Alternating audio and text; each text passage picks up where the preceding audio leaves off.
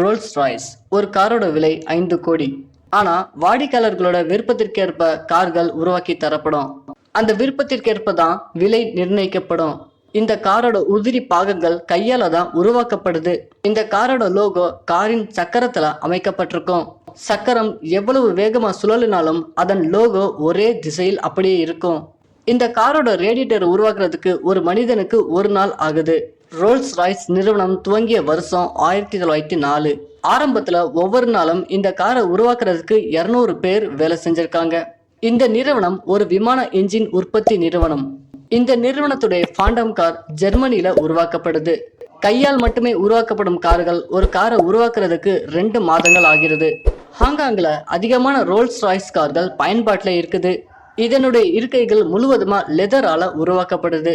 இந்நிறுவனத்தோட நிறுவனர் ஒரு விமான விபத்துல இறந்துட்டாரு.